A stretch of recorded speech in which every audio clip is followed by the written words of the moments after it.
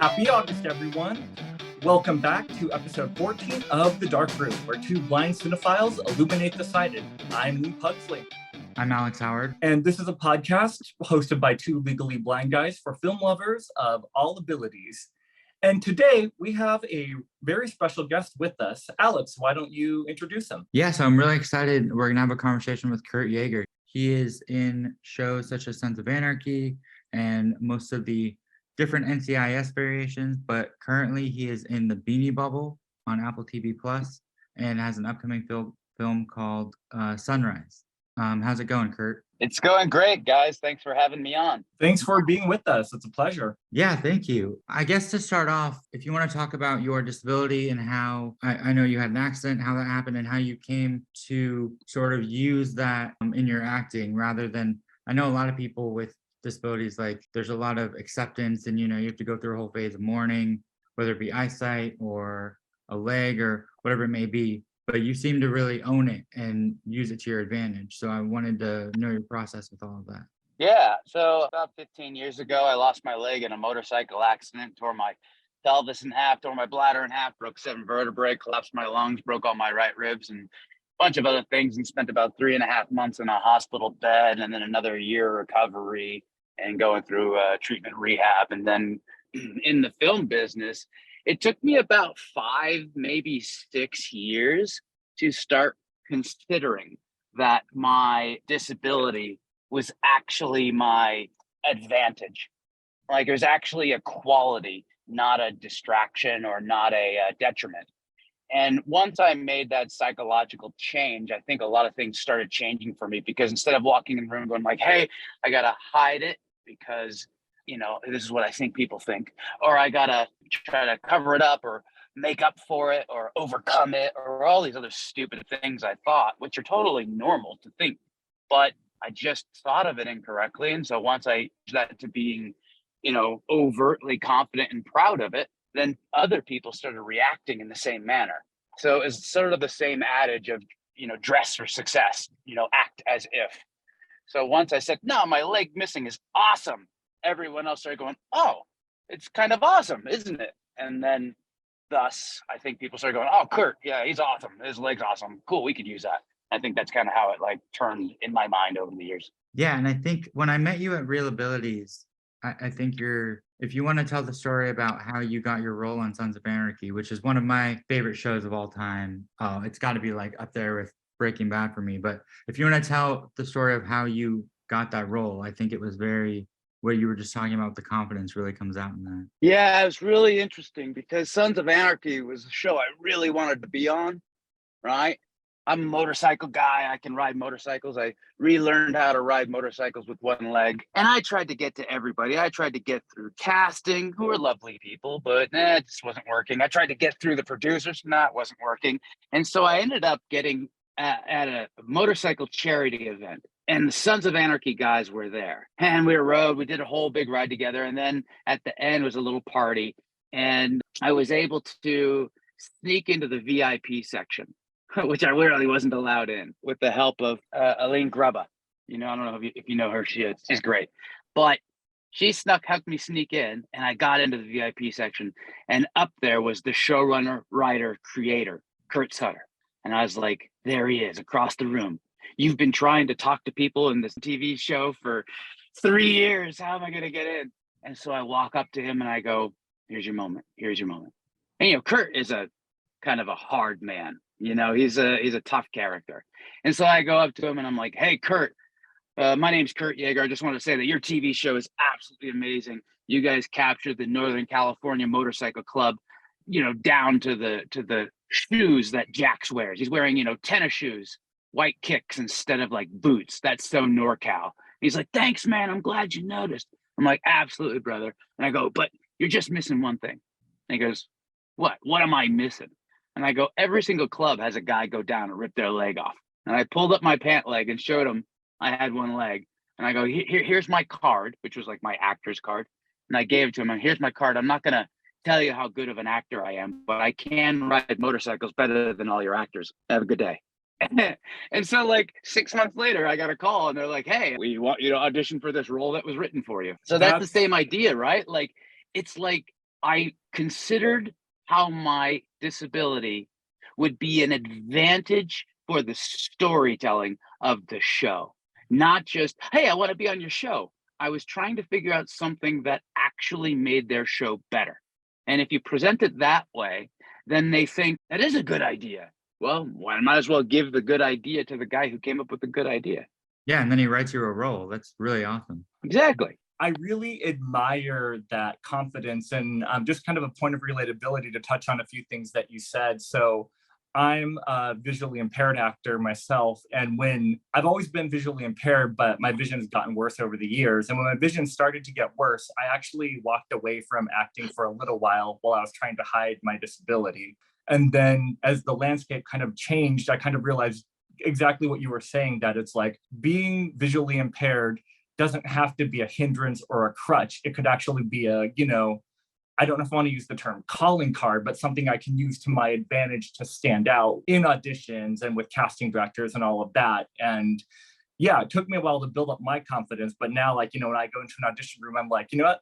I'm here. I have something to offer. I have a unique way of life to present a character through, and take it or leave it, but I'm not apologizing anymore for who I am. So I love your mentality and your outlook on the way that you approach acting with a disability. Mm-hmm. I mean, it's 100% true. And it takes a while to figure out that's the psychological construct. We create a lot of times our own prisons, right? Whether it's a confidence, and it's inside of disabilities and it's outside of disabilities.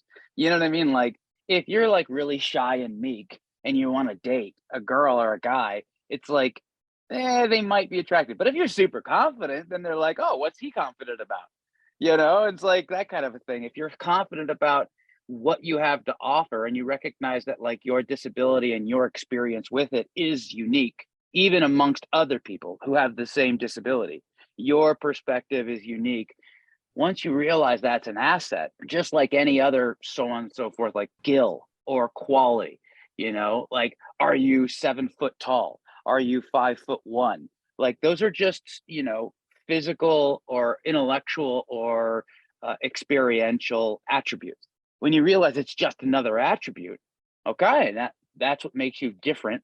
That's what makes you interesting, and that's what makes you stand out, which makes you memorable. If you're memorable, then you'll work. And And I think that's sort of what we're going for with the podcast too, because there aren't many podcasts out there with low vision people talking about movies. So yeah, we're trying to use our unique perspective with our low vision to influence the entertainment industry. Well, like, let me ask you guys a question, just because it's interesting to me, because, like, you can ask me about my leg and acting and all the rest of it, but like, how is it that low vision people enjoy, visual entertainment? Like, how does that function? Like, help me understand that. So we use something called audio description. Okay. It describes the action on screen when between lines of dialogue so we can understand what's going on. But I've always loved movies. When my eyesight was better, I did also. And it was just like, I'm not going to give up this passion of mine just because I can't see. So thank God the audio description exists so I can keep enjoying it. Nice. What would you say, Lee? Yeah, no, I would agree with that. Like, audio description has been a game changer. You look at 20 years ago, nothing was audio described. And now I would say we'll be generous and say maybe 75% of content from mainstream studios is audio described now. And that's really been a game changer for the way that we consume media. There's a common myth that like blind and low vision people don't watch movies or TV shows. And, it's really not true. There's, blind and low vision viewers love watching media. It just needs to be accessible. So we feel like we're getting the whole experience, or we're getting an experience and as much of a whole experience as possible. Yeah.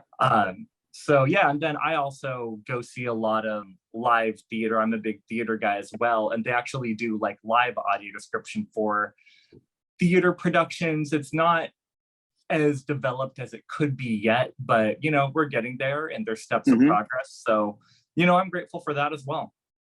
That's good. Like, how well is it described? Because, when I look at captions, just in general, it's like I'm watching captions, which I know are not audio descriptions, but when I'm watching sometimes to see, I'm like, man, if I was hard of hearing or deaf, these captions wouldn't be very accurate. They wouldn't be very good. Like I was like, man, I want to make these better, you know? So how is the audio description? Is it pretty good? It depends on the project, I would say, but generally speaking, especially from the major studios, I do think it is pretty good. And like, for example, what it'll do is it'll be like, you'll see a scene and it'll be like, Sarah walks across the living room. She picks up a coffee cup. On the coffee cup is the words, I love mom. If that's something that's, important to the story, a little like textual detail that we need to know for later. They do a good job overall. Alex, what are your thoughts? Yeah, I mean, I think part of this podcast is also, doing movie criticism and punditry, but also, criticizing the audio description and trying to improve that where it can be improved. Like The Flash just came out and they finally started describing the cameo saying, oh, Nicolas Cage as Superman or whatever it is, like saying the actor's name really goes a long way for enjoying the cameos. And they'd never done that before. So, Yeah. there are different things that they continue to improve on as the years go on. That's great. I Yeah. mean, one thing I always tell people all the time is I think it's helpful whenever I think about writing a film or producing or directing it. I know when it comes to the creation of it, I tell people all the time how important like audio is and how important the quality of audio is just from a construct. And they go, "What do you mean?" I tell friends of mine to watch their favorite films, but they turn off the visual elements and they just listen to it. And if they just listen to it, they get a whole new experience for their film. And it actually helps them create better film in the future. So it's really an interesting thing that I never really considered good audio description versus bad audio description and what that would sound like, and what the experience would be for you guys. Yeah, and there are a lot of different ways it can be bad, whether it's the mix, if the audio description is too loud than the rest of it or too low. And then there are ways they say things that they emote. I hate it when audio describers emote. That's not as common now, but when it first started, it would get like excited and I was like, that's my job. What do you, but yeah, there are definitely varied ways that it can be good or bad. But yeah, no, that's really interesting. That I think I had heard that too in film school, that when you're making a film, if you watch it with no visuals and see how it is, it's important. I did have a question for you about the Beanie Bubble. We both watched it over the weekend, and I know your role, you hold your own against Elizabeth Banks, which is awesome. But was that role, were they looking for someone in a wheelchair, or were they just like, I thought it was great that it wasn't apparent that character was written in a wheelchair and they just chose you because you're a good actor. I wasn't sure if that's how it was. Yeah, they were looking for anybody with any disability and then seeing how they could utilize it. So I know they auditioned a lot of different people because they wanted something for that role. And then when I did, I said, look, let's say he's, had a bad motorcycle accident and, lost the leg and had that too. Plus, maybe had because when I had my accident, there was a lot of lung damage. You know what I mean? I collapsed my lungs. So it took a while for me to be able to get back up to par. So they loved that idea, incorporated the rest of it in. The only thing I told them, and I said, hey, look, I always come to a project and I want to help you guys make it as good as I can. So I'm happy to play the quote unquote character that has a disability as long as it's just juxtaposed to strength. So this character isn't like, oh, help me, honey, all the time. He's like, listen, if you're going to cheat, F you. You know what I mean? So there's a bit of that then. Fine, go, get out of here. What do you like that kind of a vibe. So one, thank you for saying the performance I did held my own against Elizabeth, because she's just a beast of an actor. She is great. That makes me feel pretty good to hear that you guys thought that I did well. Really solid work that you did in the Beanie Bubble. And that also kind of triggers a question for me too. I'm curious to know, where do you feel like, obviously disability representation for films and TV has improved a lot over the years. Where do you feel like it's at now, and what would your dream be to see it progress forward to? Well, I'm a weird amalgamation of positive and negative. I'm not an optimist, I'm not a pessimist, I'm a realist. So I think that the amount of representation has improved by, let's say, double, which is a lot. But since representation is so atrocious, doubling a 1/16% really isn't doubling much. Do you know what I mean? Like, it's not anywhere near where it should be. If 20% of the population has a disability and less than 0.5% of on-camera talent is actually disabled, then we're so far off the mark, it's ridiculous. So I think we have a massive uphill battle. I still think we have a massively huge road. And I don't want to say we're doing well, because I don't want to congratulate people who are only doing the bare minimum. I expect a lot more, because I want every single person I know who's talented to be working. And I think that most of my people who are talented aren't working nearly enough that they should be. So where we should be is having writers and producers and directors and A-list talent and executives at the studios and the network who are all disabled, not one person who's helping DEI. You know what I mean? Like that I see that the incorporation of people with disabilities in the film and television business should be akin to the incorporation of disabilities in the corporate hiring structure and the different positions that people have, which is, as you guys know, just as atrocious in the corporate world as it is in Hollywood. So we've got a far way to go. I agree with that. And yeah, you make a good point that it really has to start with the people that are making these creative decisions. That's the only way that, you know, the acting world is going to change in terms of representation, is if those people are coming from different walks of life and they can bring to the table their own experiences and see the value of, you know, people with different walks of life being represented, and just seeing, once again, how creative and how fun storytelling can be with those unique perspectives too. Mm-hmm. Yeah. 100%. No, I completely agree. Were you an actor before your accident or no? No, I did like some little things here and there, but it wasn't a career. I was actually getting my master's in hydrogeology. So I was doing groundwater science and doing research at Berkeley for fluvial experimentations for dam removal. So I had a whole different life that I was doing. And before that, I was a professional athlete in the X Games. So I did double flips over 50-foot jumps on a BMX bike. Wow. So I've lived a colorful life so far. I think it's those other experiences that allows me to kind of look at the film business as a person who's already been at the highest levels in two other fields, to kind of consider the way it is in this field from a different perspective. Like, I'm not trying to go from the bottom and work my way all the way through.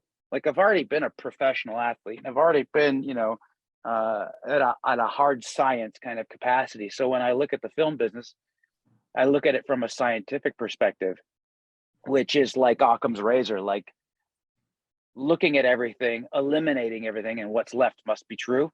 It's like that kind of like adage where it's a little more ruthless on its approach. Like, science doesn't like or dislike something. It just finds out what the facts are and what the facts aren't.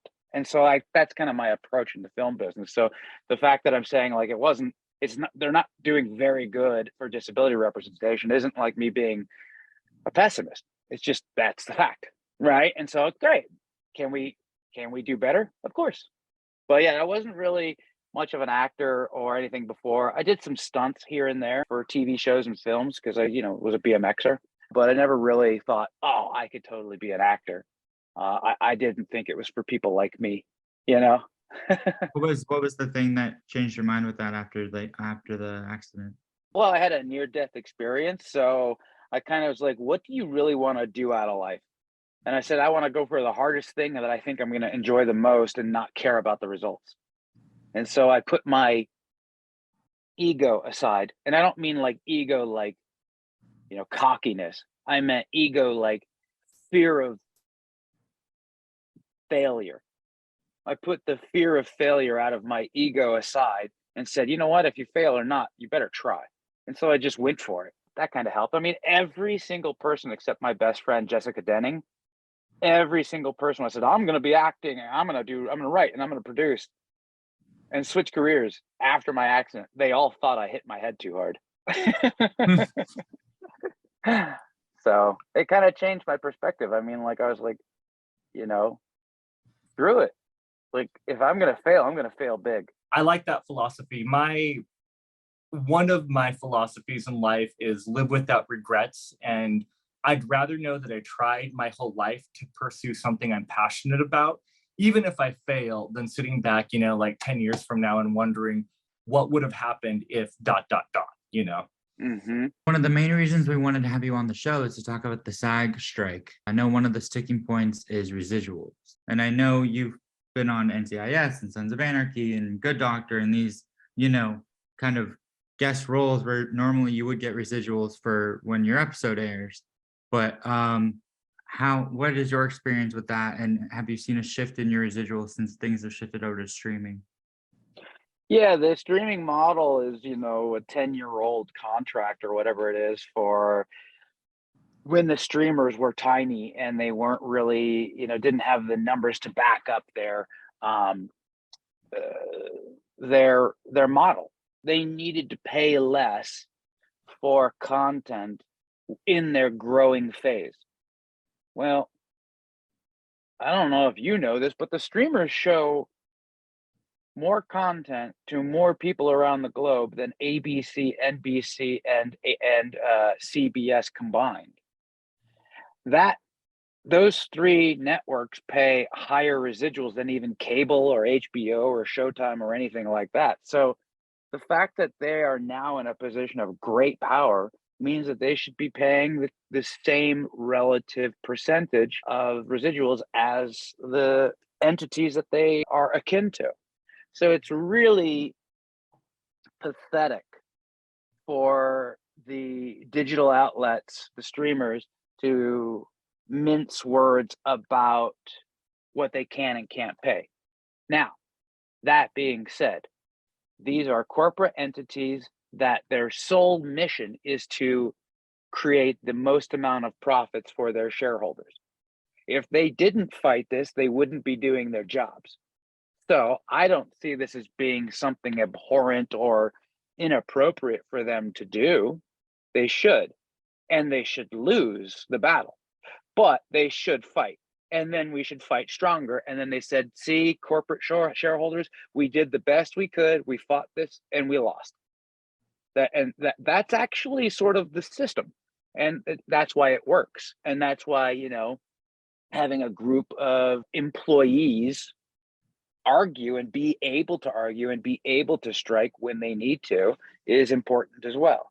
And I think that's where you get sort of the right kind of dynamic where two entities with nearly opposing goals have to be able to talk and strike and argue out in the open so that everyone can see it, and then everyone make a choice about whether or not they want to keep their subscriptions for Netflix or they cancel them and support. And that's like the best model, I think, for an open dialogue. So it makes sense to me why they're fighting it. I just hope they lose because I think they're wrong for sort of their arguments. Yeah, and for people that are listening that aren't sure exactly what we're talking about, for residuals, for the way it used to be with TV is whenever your episode would air, you would get a check in the mail for it airing. But now that you can literally watch all of these shows anytime, they're always available. There's no real formula for, okay, if this many people watch this episode, you get paid a certain amount, right? They're pretty much fighting to make that formula now. Is that correct, Kurt? Yeah, it's kind of like this on network and cable. You get paid, right? You get paid to shoot the episode. Then that payment is the payment that you got paid for it airing the first time. Then when it airs a second time, like on reruns or things like that, because they're using your image again and using your work, they pay you a percentage of what you got paid the first time. Not a full amount, but a percentage. So it's like kind of fair. You know what I mean? Like, you're gonna, all right, we used your labor, so we're gonna give you some money back for that residual labor in your image. And then as they do a third showing and a fifth showing, that numeric goes further and further down. For streamers, that percentage was contractually lower so that the streamers could build their networks up. And now they don't want to pay that. They don't want to pay the increased fee. They were paying a tiny fraction of that, but it was being viewed by 10 times more viewers. So we're like, hey guys, you can't do that. And they're like, no, we don't want to. But also the residual rates haven't gone up even according to inflationary numbers. Like, so residuals overall are down. Then the streamers were also like, well, we don't want to pay even a higher percentage. Who cares about increasing it overall? And the other arguments are, we don't want to increase your pay of per diem. That's where when you're shooting on location and often staying in hotels that don't even have a kitchen, and they're like, here's $50. Here's $50 to eat on the weekend. You're like, $50? Like, where am I gonna breakfast, lunch, and dinner plus the Uber to go get somewhere? Like $50? Like that was 1990 money. Like, so we're saying, no, you gotta pay more. And they're like, no, we're not gonna pay that either. So there's that plus the AI plus a lot of other things that they're arguing. So it is what it is. You know what I mean? Like if I were in charge, I wouldn't want to pay more either. So I get it. It's just if all my people revolted, I'd be like, all right. Now, personally, I like taking care of my people so that there is never a revolt. And I also know because of my near-death experience, I can't take more money with me. So I only need enough to function in a higher level. So, I'm okay with personally paying better wages than a lot of other people pay from a production side. But, I understand people who haven't had near death. They think that they're going to live forever and they need more money so that they can live cooler and better lifestyles. I mean, the people who are very, very rich play a completely different lifestyle game than us. And we think it's just atrocious, but relatively they're playing it against each other. So it's relative to them. Like, it's not saying it's right. It is at least trying to understand it. Yeah, that makes sense. Also, I'm curious to know, what are your thoughts on AI and kind of the protections that the Screen Actors Guild is fighting for against AI usage? Yeah, AI is a really interesting thing. They wanted to pay actors, especially background actors, 1 day rate for them to show up and film and have their entire likenesses scanned to be put in a database to be used in perpetuity in all the universe for all time for free. It's like, wait, what did you guys just say? It is egregious and completely unwarranted and absolutely dastardly. I think that the studios should be I don't know, raked over the coals for something like that. I think it's horrible. Now, if it's a big actor who wants their likeness used and scanned, and then they get paid for it as if they were filming it, and then they do a voiceover, I mean, that's technology. You know what I mean? That's like people with horses being upset that cars were coming into an existence. Stuff like that is okay, but everyone deserves payment for use of their likeness as if it was the same day of work or payment, because they're being used for that profit motive.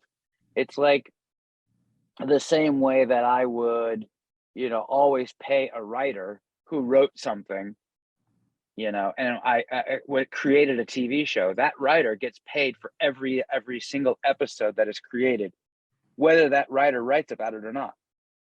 And so AI has that for actors, but it also has it for writers. But it also has it for animators and everything else. I mean, there was an episode of South Park. I don't know if you guys heard about this. Someone created through AI and a bunch of different AI programs, an episode of South Park about AI that was fully from AI. That was voices, that was animation, that was story, that was everything. And it's pretty impressive. And they put it out for free on YouTube. It's good, but it's not great. You know what I mean? So, AI will have its limitations. It'll end up becoming a tool that people use. It's just who uses it, I think, is where the fulcrum point of the problem is. Studios can't use it to get rid of writers, but writers can use it to make writing better. Stuff like that, I think. Yeah, I mean, I'm not against AI by any means. I think that there's a lot of benefits to it. I see the benefits of, productivity and efficiency and how it can be like you said, a helpful tool to make things better. But I do think that some of the abuses or taking advantage of with AI are also risk factors that, when put in the wrong hands, could be very detrimental and damaging to other people. Yeah. I think one thing that, always like sort of not like just straight up like bothers me, but like a lot of times we put like the onus on other people to do the right thing. Like these big corporate conglomerates are going to do the right thing for me. Why? I can only do the right things for me. And I wish that people understood the responsibility of their dollar more. For instance, Nike is using slave labor in China and child labor in order to make your shoes. Stop buying their shoes until they actually stop doing that practice. Like, what? Come on, guys. You know what I mean? But no one realizes that they have the responsibility and should have the responsibility to do that. It's the same thing. Like, I have a lot of people who are like, man, I can't even really listen to radio that much because they always play the same songs. And I'm like, you're listening to the same station. You can change the station, man. Change the station. You know what I mean? Like, change your behavior and take leadership in your own life to affect change. For good or bad, look what happened to Bud Light. For good or bad, look what happened to like Chick-fil-A. That's the point. Like, that's what we should do. And I think they give the responsibility of leadership to someone else. Like, they should do that instead of being like, what can I do? The JFK quote, what can I do for my country? And like, not what can I do for me? What can you do to affect this change? That might even make you not happy. Well, I should drop Netflix then. I should drop this. I should drop that. Or I shouldn't because I don't care. You know what I mean? Like, be honest with yourself. I think that I wish more people thought of that, or at least had a guide where we could all shut it off at once together. Like, we're going to shut it off for a month and make them come to the table. You think people should not be going to the movies as much, not be streaming as much right now to support the writers and actors if they do support them? Yeah, I think that if they understood that would help support, and then it became apparent to everyone that was actually something to do, I think it would be extremely helpful. Now, will people do it? I don't know. Have you seen anyone that's kind of promoted that idea of like everyone cancel their streamers and stop going to the movies? Because I agree that people are looking to someone else to take responsibility rather than realizing their own responsibility and ownership that they have the power over. But I wonder if, more people were to kind of promote this idea of, if we all do this together, like cancel subscriptions for a month or take a stand and, boycott the movies for a little bit until these deals are made, that will make a statement. Maybe that would bring it more to the forefront of people's minds, because it would be great if people came to those realizations on their own, but it seems like maybe people need a little bit more coaxing to get there. Yeah, I think you need sort of like the construct of most social media platforms. Like, you got to have like a reinforcing dopamine effect in the brain, right? Like, you got to be like, I'm canceling this for this reason, and I want someone to know about it. People have a hard time doing the right thing or anything if they're not going to get something out of it. And that's not evil. It's just human nature. Like, Right. I'm not going to pick up trash, right? Like, outside of my own neighborhood, unless I don't like the way trash looks. If I don't mind trash being out in my neighborhood, I don't care if it's there. So there's gotta be some really valuable way to showcase to somebody why this is important and how they get value out of it. I think that I've seen to your first question, I've seen people posting about it. I've seen a few actors and producers saying we should cancel this, and some other people for political reasons canceling some of the other streamers. And I've seen some of that stuff around. It's just once the groundswell happens, like no one was going to give to, I think it wasn't the March of Dimes. It was it cerebral palsy where everyone did the ice bucket challenge? Was that what it was?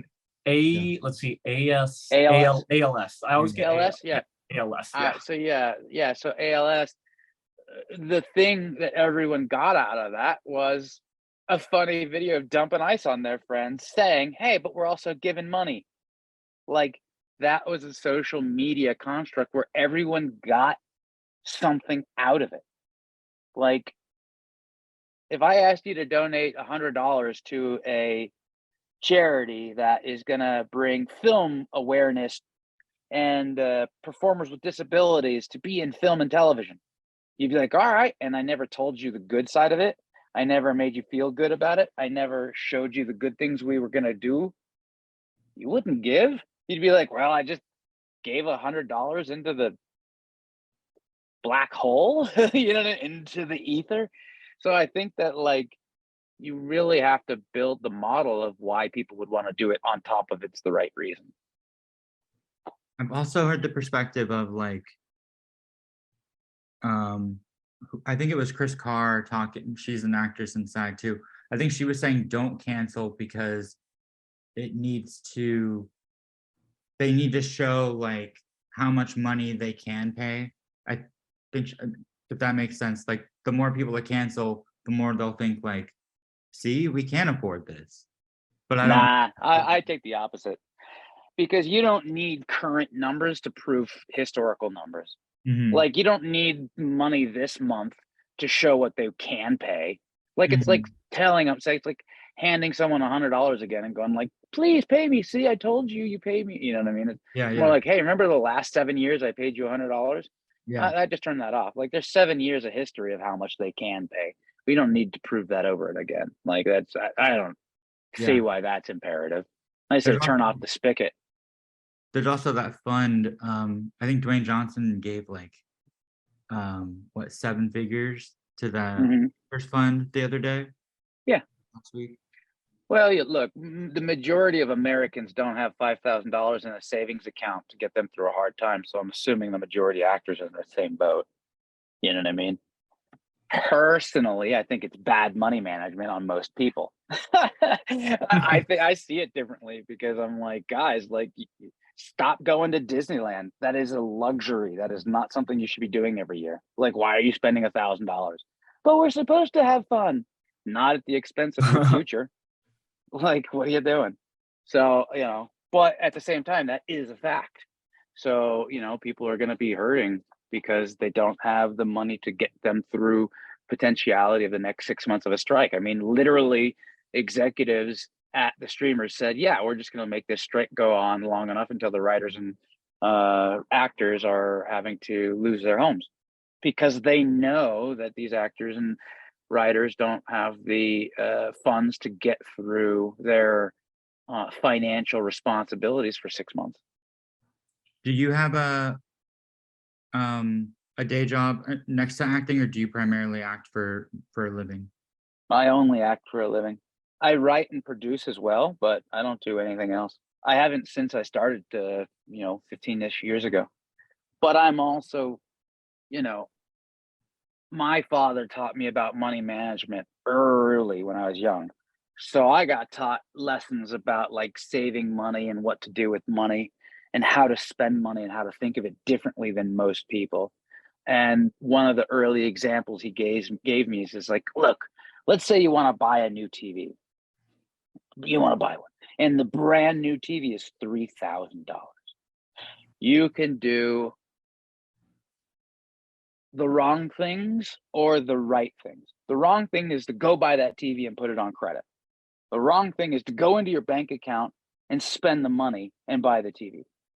The right thing to do is to, from that moment you decide you want a television, to work a certain amount of months, knowing that you're saving money into the future for a television. So let's say you can save $500 towards that television. which means, it'll take you, what, 6 months, right? So you're like, okay, it's going to take me 6 months to save for this television. One of three things will happen if you do this. One, you'll save for 6 months, and that television that was $3,000 has gone on sale. So now you're only spending $2,500 to get that TV. Woo, you save some money. Two, the new model of that television came out and it's $3,000. And yeah, I bought the most up-to-date, technologically advanced television, so it should last you even longer into the future. It's good investment, and you spent your money. Or three, you'll go, man, that took a lot of work to save $3,000. I don't need a stinking TV. And you got 3,000 more bucks to put in the bank to keep you safe. Yeah. That's the right model of spending. Never use a credit card unless you have the money to pay that credit card off that month. And never, ever, ever go into your bank account to pay for anything like a big purchase, unless it's an emergency, because your bank account is literally supposed to be an emergency fund, not a piggy bank that you can pilfer all the way down to zero. That's it. That's how you live. And I've always lived like that since I was like 14. You live cheaply, you live poorly. A lot of people are like, oh, I'm going on vacation. I'm like, have fun. I'm going to the park down the street to have a barbecue for free. That's why I don't have another job outside of acting. I mean, like I said, I write and I produce, I raise money, and I sold a show to Sony that I wrote. And then I have a couple of feature films that are with producers right now. And I've made projects and raised money for projects and whatnot. And I make money from that, but that's not really like, if I didn't have acting, like I would need to get a job, but acting pays for all the bills. Are you in the WGA as well? I am not, because I've not gotten to the place where my shows have gotten to air. So the projects have to actually get through completion. I mean, you could sign up and get it because you sold a movie, but like, I don't need to join a union that I'm the same way I didn't join SAG the first couple of jobs I got. Like everyone's like, I got to join SAG. I got to join SAG. And I went, I'm going to not join SAG until I have to. So I avoided joining SAG as long as I could so that I could do every single job under the sun. So I try to avoid joining unions until I'm really prepared, because it's like I was playing, high school baseball, and everyone's like, I want to be in the major leagues. And I'm like, look, I'm happy playing high school baseball right now because I'm still learning. Yeah, that's where I'm at right now. Like, I'm SAG eligible, but I'm waiting to join. I mean, obviously during this time, I'm not going to join, but, I'm going to wait to join until, there's more of a reason to join, I guess, if that makes sense. Yeah. I would wait until you have to, until you're must join, which is, I think, your third speaking role, if it's still the same.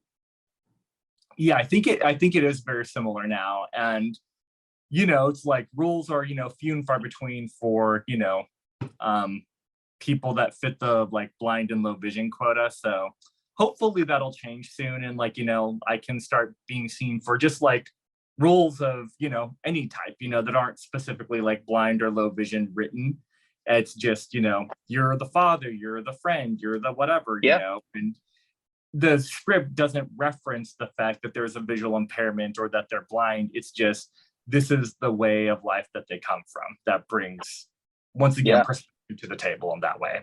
That's where I hope, and that's where I'd love to see the industry go as well in terms of representation, is that it's not roles specifically written for specific types of people in that way all the time, but it's just like, let's just bring everyone in and they play the role. Yeah. I think that's where we have to get to. And yet we're very, very, very far away from that. Being in SAG and in your circles, what is the sense of how long you think the strike will go, or how long are you guys prepping for it to go? I mean, I really don't know. Everything that everyone is saying is postulation, because AMPTP isn't even coming to the table to talk. Do you know what I mean? So Yeah. Right. I really think that let's just say it gets to late October. Well, that is in effect basically until January 1, because the industry often stops working after Thanksgiving. I mean, Yeah. people still do stuff, but they're like, nope, I gotta go on vacation. This is my 4-week window I actually get to spend with my family out of the year.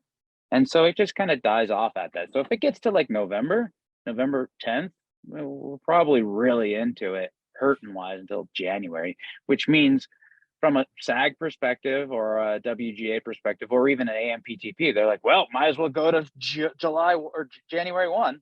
Like, that's what I think. But dude, I have no idea. I really have no idea. I know there's a lot of unknowns in the industry. I know people are saying the studios have enough content to last till October, but then they'll be in trouble. You know, there's a lot of rumors going around and things like that. But yeah, it's like no one's working right now. So it's like, Yeah. Speculations all across the board. So who knows? Yeah, that's what I mean. You know, a lot of people have different hypotheses. They always say theories, and I'm like, no, it's not a theory unless it's tested. It's a hypothesis. I hate when movies say that. Oh, what's your theory? And I'm like, oh gosh, it's not a theory. Dang it, it's a hypothesis. Anyways, and before that, it's a postulation, meaning just a thought. Anyways, that's my pet peeve for this podcast. I think that like somebody's postulation really is, you know, one of that was really interesting was like all the studios and networks were letting all of the overall deals die because of force majeure, which is like an act of God, which is a union strike is an act of God, which means they could kill all the deals without having to pay anybody out. So I think that was one definite thing they were doing. Because why not? Like, hey, we're going to go to strike. Let's go to the end of 3 months. Well, we've been in this for 90 days. We could do force majeure. Let's cancel everyone's overall deals and then start over. Smart. I would do that as a business person. I'm like, okay, great. Which means I can end actors deals. I could end writers deals. I could end production deals. I could end so many cost inefficient deals that haven't promised what they were supposed to be. And then I could start over. And when I start over as a network or a studio, I can find 20 younger guns and give them overall deals for the same price I was paying for 3 of the big dogs. If I were studio heads and network people, that's what I would do. You know, they're doing those waivers for A24 and some other independent movies. But like I was talking to Lee before you got on, and I was like, some of those movies are just going to be sold to the streamers, to companies in the AMPTP. It's kind of like, I don't know. And some actors are, I think Viola Davis came out and she dropped out of an indie project to stand in solidarity with the actors. How do you feel about those projects that are still shooting? I think those projects would shut down themselves if SAG AFTRA said, we'll give you a waiver if you cannot sell to an AMPTP house when it's finished and done and produced. And if that's the case, you know that it's horse malarkey. So, right, you know that.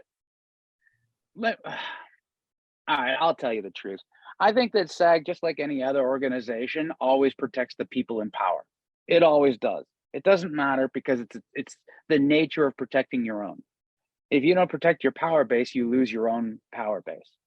So, like, for instance, it's not evil, it's just human nature. I am going to try to find acting and writing roles for professionals with disabilities to help them out before I look for any other class of people, because that's where my heart is. So it makes sense that that's what they're doing. However, since they're a union, they should be protecting the lowest among us at the expense of the highest among us, but they don't. Because that's not where they don't get their donations or support or votes from. And that's just human nature. What they should do is be supporting the littlest actor. Here's the other part of it though. We're all hypocrites. Every single one of us to some capacity. So it's not me pointing the finger at SAG going, you're a hypocrite, because I am too. So we're all hypocrites for certain reasons in certain capacities, because humans are tribal and we like our own tribe and we try to take care of our own. That's just human nature. So yeah, it's a problem, but at the same time, it's like, come on, guys, come on. So, you know, I think we should call out our own clean up our own house before we're worried about somebody else's front yard. Fair point. I think that's absolutely valid and would be the best way to go for any of us. Is there a particular project you've done that you are the most proud of, that if someone was, you show people first?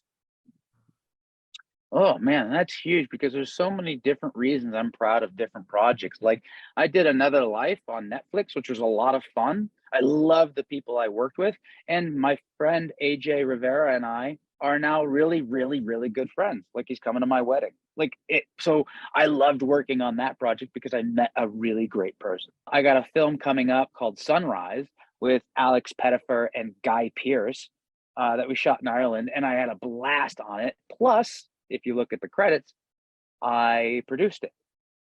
So I came in and got to produce a Guy Pearce film. What? Like, oh, another check mark, right? So I'm starting to produce films. I'm raising money for projects. So if there are people out there that have money that are listening to this podcast that want to support disabled people, let's go. I'm your man. I will help and hook you up. And then Sons of Anarchy, man, that was like kind of like a breakout role. Everyone's like, oh my gosh, that amputee actor can actually ride motorcycles better than regular actors. And I'm like, yeah. And then I've been on all 4 NCISs as a different character, and I'm the first actor on the planet to do that. That came out in Variety like 3 months ago when I did NCIS Hawaii. I was the first actor, not disabled actor, the first actor to do all 4 episodes or all 4 different shows. So there's different reasons I like all of them. I just did Quantum Leap, and I got to work with a director friend of mine, Avi, who I love working with. Part of it, the team that I sold the Sony show to has Brandon Saunier on it, who's a showrunner, and he's a buddy of mine. He's on the show. Like he's going to be leading the show, Brandon Saunier and Brandon Margulis. And those 2 are 2 awesome showrunners. So that's going to be good. But I guess if I was going to say my favorite thing anyone can watch is Piranaconda. A really, really crappy sea movie about a piranha / anaconda mixture hybrid creature, and we filmed it in Hawaii, and it's the dumbest Sharknado type film I've ever filmed, which meant it was the funnest film to actually ever make because it was so stupid that what we did as an actor really didn't matter, and it was just pure fun. That sounds like so much fun. I definitely want to check that out. Funny enough, I've seen that movie because I had a friend who was also in that movie. And I remember when he went to Hawaii and he came back and was talking about the experience. Yeah, well, we were all there when the tsunami in Japanese hit in Hawaii. Oh, okay, yeah. Yeah, it was all chaos and everyone was freaking out. We're like, we gotta run. And I'm like, no, we don't. They're like, Kurt, I'm the director. I'm the producer of this film. You're listening to me. And I'm like, no, this isn't a movie anymore. This is real life. Shut up. I'm in charge. Huh. And they're like, why? Why are you in charge? And I'm like, because I got my master's in hydrogeology and I understand the USGS warning about the tsunami that's coming. Trust me, it's 3 hours away. Let's just slowly get our heads together. Let's put this together. And they're like, oh yeah, you're right. What was your character, or who was your character? I can't remember the character's name. But I think I made him a character that I based off of what was the guy in Fear and Loathing in Las Vegas? Hunter S. Thompson. I kind of did that kind of a thing. I was like, oh, yeah, this is crazy. Yeah, well, bats, bats, that kind of a thing. I was just a scientist, or I think no, I was an explosives expert. That's what it was. I can't remember the character's name. So you don't get eaten then, or you don't die, right? You survive. Dude, no, I die. It's just I was the only character who didn't die because of the Piranaconda. I died because someone shot me who was getting eaten by the Piranaconda. I got to work with Michael Madsen on that, and he was just hilarious, dude. I like that guy. A lot of people are like, he's hard to work with, and I know why they think that. But I think it's just because he's awesome and doesn't care about what people think. And I love people like that. I don't know why. I just get along with him. He's like, yeah, this movie sucks. I'm like, I know it sucks. Let's have fun. He's like, oh, you're my kind of people. I would be remiss if I didn't ask you, did you get to keep your cut from Sons of Anarchy, or did you get to keep anything? I didn't. I asked and they didn't like it because in their first couple of seasons, they let a few people keep their cuts. And then a couple people were dumb enough to not know about clubs and were out wearing them. And the clubs take it very seriously if you have a bottom rocker, because that's technically you claiming territory. And if you're out there claiming territory, they're like, you're not claiming This isn't your territory. territory. And yeah, this is not your territory. So they take it seriously. So they stopped doing that. Now I knew that in those rules, you know, and so I would have just kept it and put it on my wall. But I thought about stealing it, and I'm like, nah, should I? Shouldn't I? And I almost did, but I didn't. I got the book. They released that book at the last season where it has like all the deaths in the back and it goes through all the characters. Oh, I love that show so much. Nice. So good. It's a great show, man. Yeah. I did get to keep a Sons of Anarchy ring, like the ring that everybody wears in Sons that says Sons on it. Oh, nice. And then, you know, a guy in Australia that I was friends with had a really cool motorcycle company, and he was like the biggest fan of Sons, you know. And I don't try to keep too many trinkets because, you know, having my near-death experience makes me like give up a lot of like earthly goods because I know they don't matter. And so I traded him for another ring of his. So he has it, you know, Oh, which is nice. kind of cool. So he's pretty stoked. But then I was like, man, maybe I should have kept that one thing, you know? Maybe I'll call him up and try to get it back. Like, I'll give you money for it. Yeah. I just want to thank you again, Kurt, for your time and for chatting with us. It's been really fun. Of course. And I want to extend to you guys, you know, an open invitation to reach out to me personally or anytime, acting questions, writing questions. Hey, do you know anybody to connect me through to here? Consider me an open conduit because everybody with disabilities, we all need to stick together to help each other rise in this industry. And I want to make sure that people with disabilities out there realize that if you help other people succeed with disabilities, it is not going to limit the opportunities for you. It is actually going to make more opportunities for you in the long run. So help other disabled creative people get work. Yes. I completely align with that philosophy as well, that it's a win for all of us. Yeah, no, me too, definitely. And I will definitely hit you up and take you up on that. And we will also link to the fund that we were referring to that you can donate to the actors and, you know, the struggling actors that do make their living off of acting and they can't act right now. So we'll link to that in the description of the podcast as well. And if you guys out there have any other questions for us based on any conversation topics that we've discussed with Kurt today or anything else that comes to mind, feel free to email us at darkroomfilmcast@gmail.com. Once again, that's darkroomfilmcast@gmail.com. Yeah, and thank you so much again, Kurt, for coming on. I'm also glad we got to find, like, not only we were looking for just someone in SAG, but I was like, no, I want to find someone in SAG with a disability because, you know, that's what our show is. That's what we promote. So I'm glad that we got to cover both bases.